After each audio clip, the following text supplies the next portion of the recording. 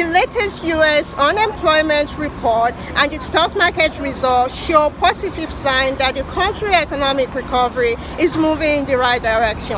But you will know that going to minority neighborhoods across the country, like this one here in Flushing, Queens, that have been significantly impacted by the dual effects of the coronavirus pandemic in terms of health and socio-economic.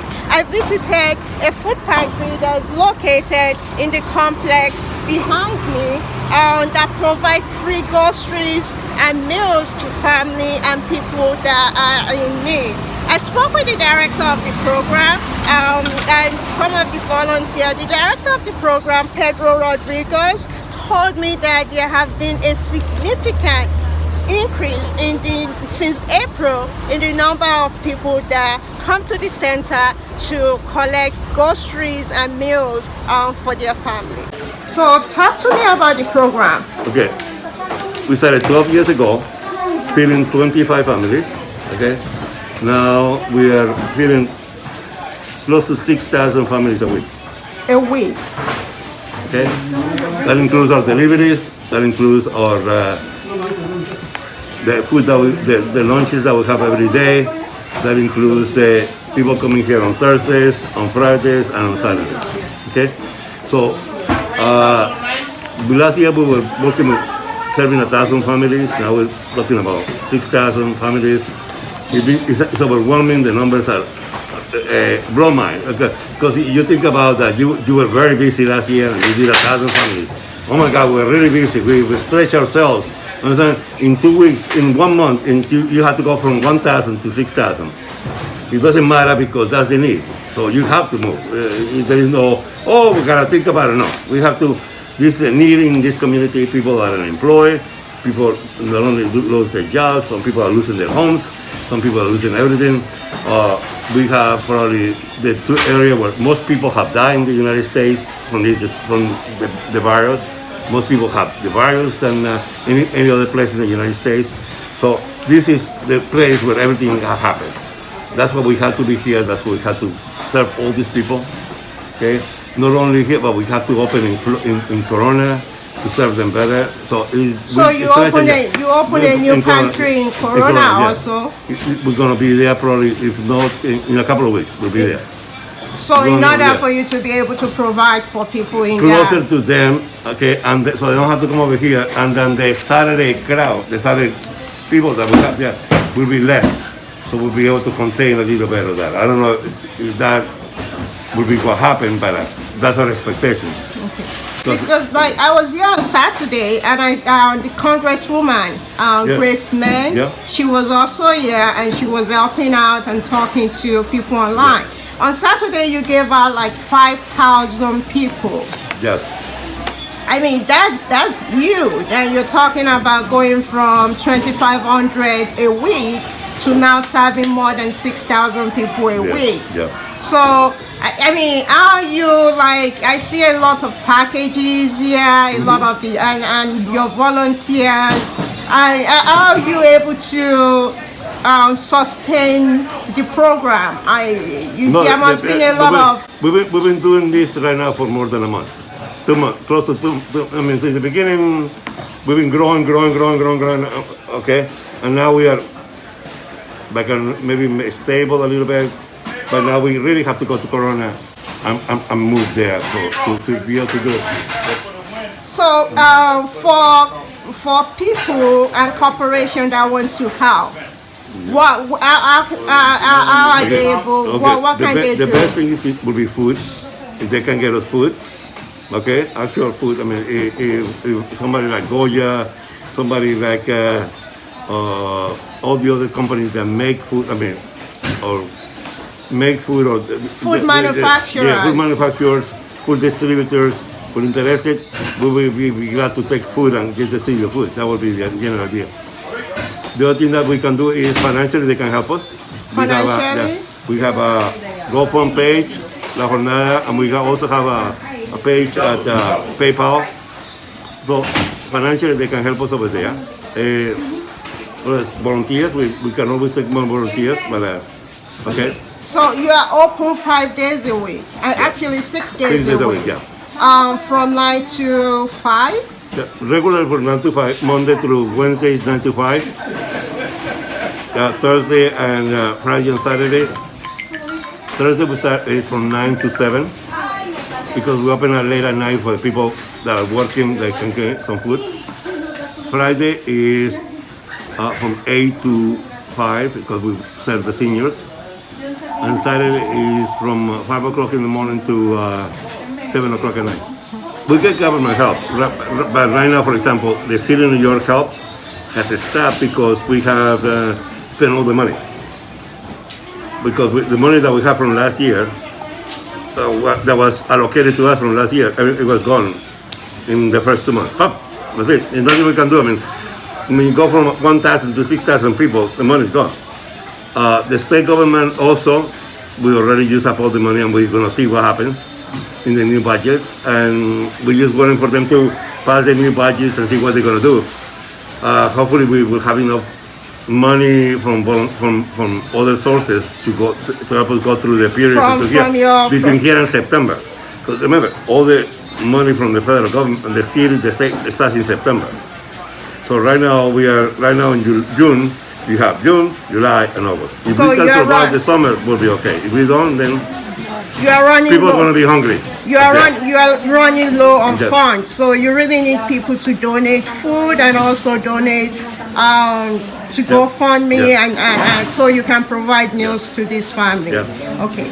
You are doing this program with your wife, who I see that is here. So I'm curious, how is it? What is it like working together with her on this program? Okay, no, it's great because she's my right-hand person. She helps me a lot, and she guides me and she keeps me straight when I don't do the right things. Okay, so which is what we're supposed to do, and we work together and we get things done much faster and easier. Among those who are helping Pedro get the resources that other needs to provide necessary foods for disadvantaged people in the community is Democrat Congresswoman Grace Meng, who was at the scene Saturday handing out face masks and answering questions from people that were waiting online. Hi, you are the Congresswoman for this neighborhood. This line is really pretty unique. They're expecting to provide at least 5,000 people with free food.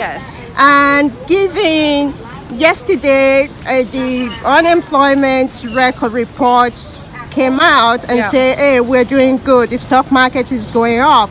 But given what is going on in your neighborhood, it doesn't reflect that. Correct. So there are over 40 million people who've applied for unemployment, and I believe that there are more who are eligible or who haven't applied or who are not eligible to apply. In Congress, we've had to expand the number of people, increase the number of people who can get unemployment, but as you see, it's still enough. Congress also passed a law that gives families, individuals, $1,200 one time, which people on this line have told me it's not enough. So in the House last week, we passed another bill that would double those payments, increase the number of payments, also give more money to places like La Jornada so that they could get more food for our constituents. So I agree with you, it's not enough. I've talked to some of the people online, and what I'm hearing is that, some of them have been home due to the coronavirus, and they are able to pay some of the bill, but when it comes to food, they are not able to provide food for their family. And also the supermarkets, no one is shopping at the supermarket, so the supermarket end up donating majority of their product because they don't want it to expire. So, when we hear about the economic is doing well, the stock market is doing well, and we know it's not true. We know we need more help. We're also trying to get more food from a lot of the farms around the country. They have a lot of extra food, trying to get them to places like this, get them to people in our neighborhoods. So what can people and what can, you are within the government, what can be done to help these people that we're seeing online? I mean, some of them have been waiting online for 1 hour or more just to be able to provide food for their family. Well, in Congress, we passed legislation that would help a lot of these people, but we need to make sure that the Senate passes it, because as you know, the House and the Senate has to pass it, the President has to sign it. So we know it's taking too long. We also have many neighbors who are literally checking in on their neighbors every single day. But you're right, we need to pass that law in Congress so that we can get more food and assistance to Americans. I mean, we are in Queens, and this is one of the areas that is hard hit by the corona pandemic. So how are you dealing with that, given what is also going on within the economy, given what we're seeing on the street right now? Yeah, so that's why I'm here helping La Jornada give out food. We're also giving out free masks because people don't know where to get masks. People have to go to work. Even our healthcare workers, grocery store workers, they work in the bodegas, bus drivers, they don't all have enough PPE to protect them. So yeah, we're trying our best. With lines for food at La Jornada Food Pantry getting longer each week since February, volunteers from local churches, furloughed workers, college students also had lending hands to distribute groceries and meals to people. I'm a church in Douglaston, and we knew about this organization. And so I knew that with times being as hard as they are, more and more people are coming for food. So we enlisted more volunteers to come and help. Yeah. Any needs now, and 5,000 people today will line up for food, and they've been here for many hours. And you said you've been volunteering for 1 month. 1 month now. Have you seen more increase in people coming? More people coming? Yeah. There'll be 5,000 people today, so that's why they need so many volunteers to just pass out the food. These are the very poor people, and I don't think that they are. So you don't think the economic is reaching everyone? Well, I think right now a lot of people are hurting tremendously. That's why there's so many people in this line right now. So today they are expecting to provide food to 5,000 people. Do you think everyone will be able to get? I don't know. Sometimes no. So I don't know how many people today. Making sure food reaches as many people as possible. La Jornada, through its free home delivery services, also deliver free groceries to people at home, especially those who are homebound due to illness, seniors, and families with young children. So you're one of the delivery guys for the program. How long have you been delivering food? We've been doing this for a couple months now, maybe. Since the coronavirus pandemic started? Well, Or before? we've been working with Pedro for Before the quite a program. while, but we've gotten more involved since the pandemic and doing deliveries. Okay, so are you seeing more increase in the number of deliveries that you make? Oh my Lord, yes. There's been from the beginning. You know, for the beginning, they'd ask me to do deliveries, and it would take maybe 3-4 hours. Now it could take easily the full day, or even a couple of days. Yeah. Oh wow! So do you deliver to seniors mostly, or also to families? It's both. I mean, you know, we don't ask any questions. You know, it's they've applied with Pedro, say they need home delivery, and we do it for them. That's all.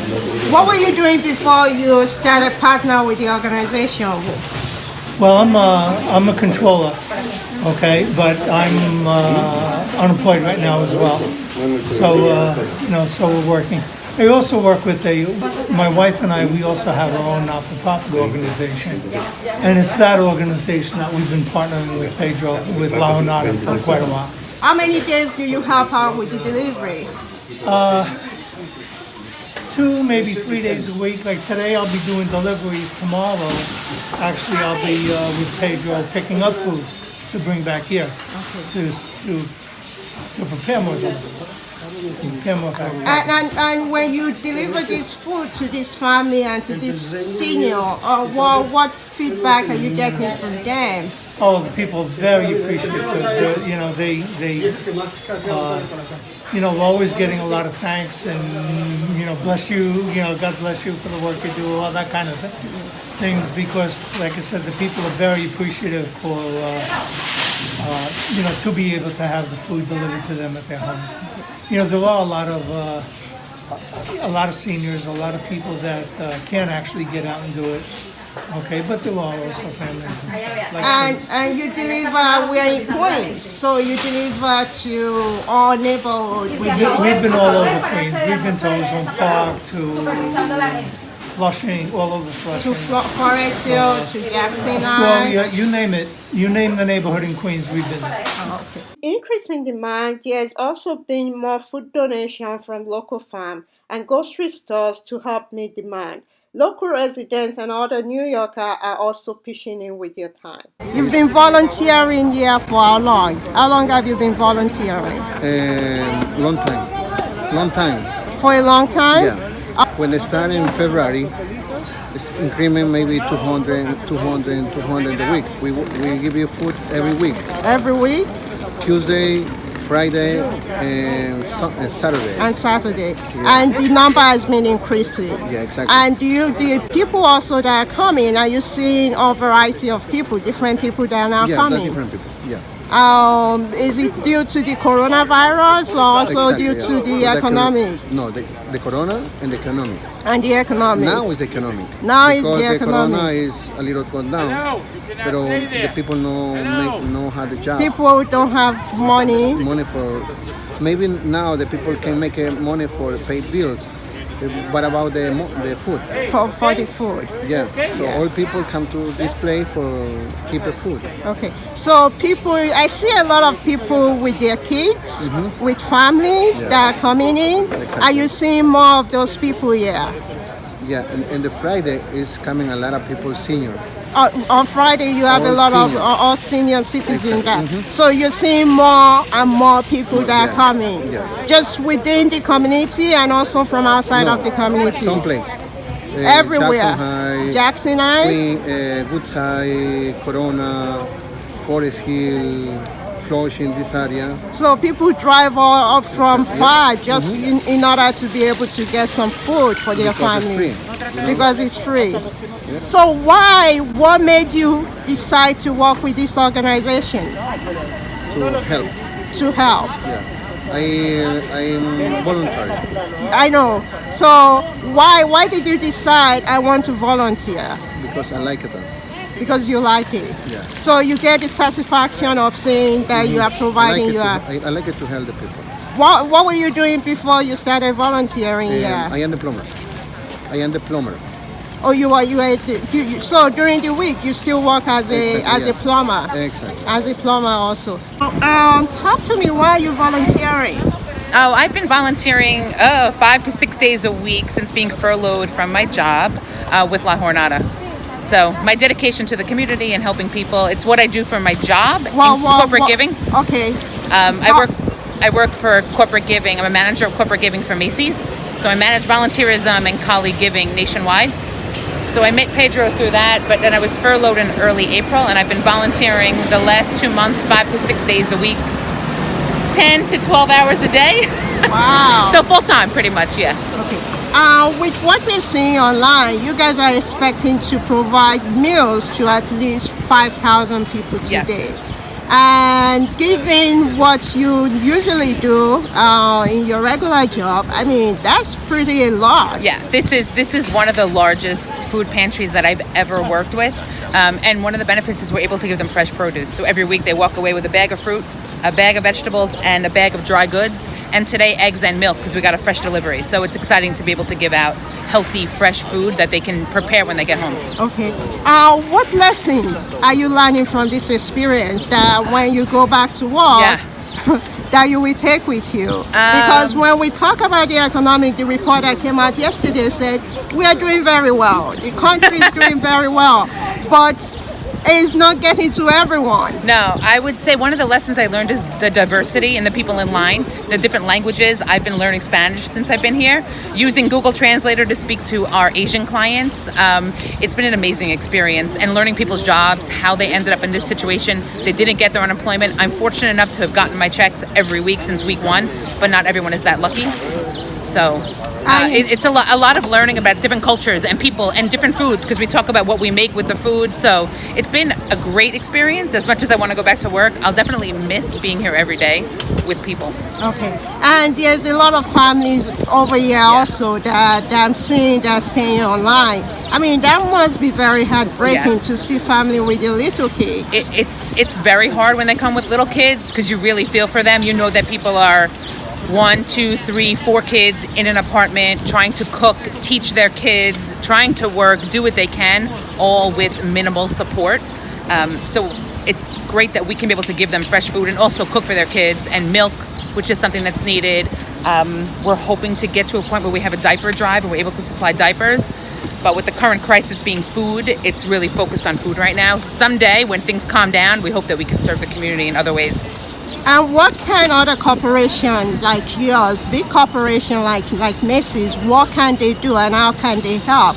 Because the country right now, aside from the coronavirus, we also have the issue of inequality. Right. And this is an example of that right here. So what can corporation do I would say a lot of companies are doing the right thing right now. I know my company is, and I'm proud every single day, even on furlough, to be a Macy's colleague. Our CEO had a video chat with us yesterday with a professor at Purdue and talked about, as a company, we can control what happens in our 4 walls and the acceptance and friendships and relationships and open dialogue.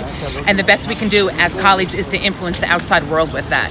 So I think a lot of companies are making sure it's in them, and then people have to spread it outside of the corporation. So a lot of companies have taken a stand, which is phenomenal. And I think they have to keep doing that and making sure the right things are happening in the organization, which will spread to outside of the organization. And how can the government and the private sectors close the inequality gap? That's that's a good question.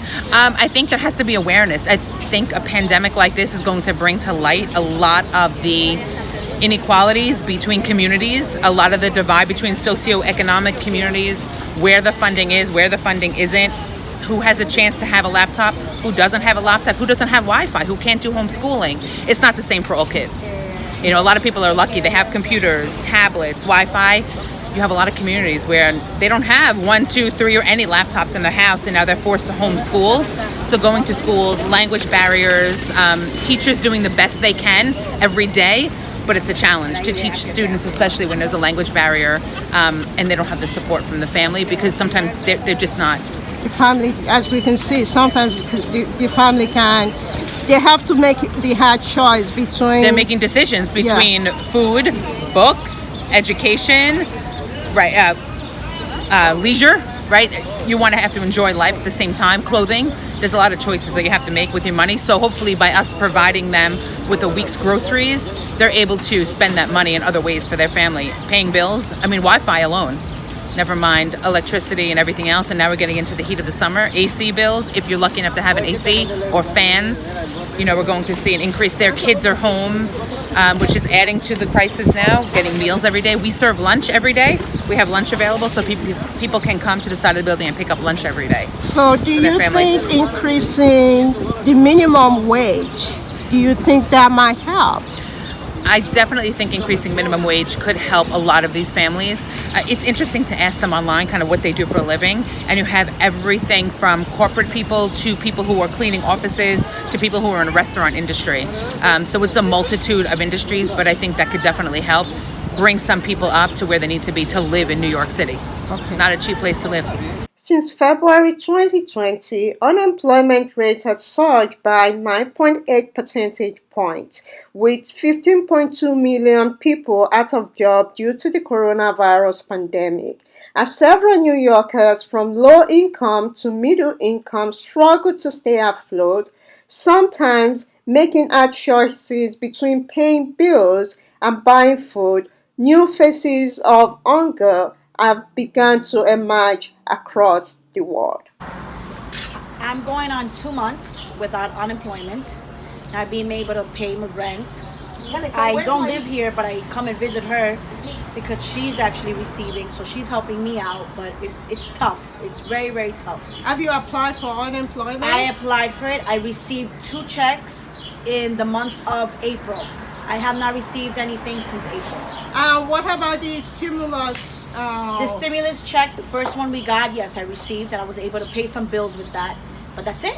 But how have you been coping? How? I get up early, I go to the schools, I get some lunch, or I find out some places that are actually giving out food, and I get up and I do that. So the impact when the government, like yesterday when the report came out that the unemployment is very low, it's going down, and the economic is doing well. I don't see that happening. I mean, like I said, I actually got through to unemployment today, but they didn't really say anything to me. Basically, it's a waiting period. I said, waiting, how long more do I need to wait? I need to eat. I need to, I still got to pay bills. No matter what, your landlords are still on you, It's tough. It's really, really tough right now. Have you been able to pay your rent? No. So you are on top of everything. You're worried about being absolutely worried. Yes, absolutely. Yeah. Do you think you will be able to make those rent payments when you go back to work? Well, hopefully, because that's another thing. The company that I work for, it looks like they no longer want to open, and I've been at this company for 16 years, and it looks like they're not going to reopen. Is it because of the economic wasn't? They were not doing very well. Absolutely. So I'm in a tough situation right now. So if you have any message to the government on how to help you? Help people that really need the money. There's a lot of people that are still waiting for checks. There's people that I know that haven't even received one check and been out since March 28th and no money, nothing. So they're saying it's going down, but if it's going down, why are they not releasing people's money?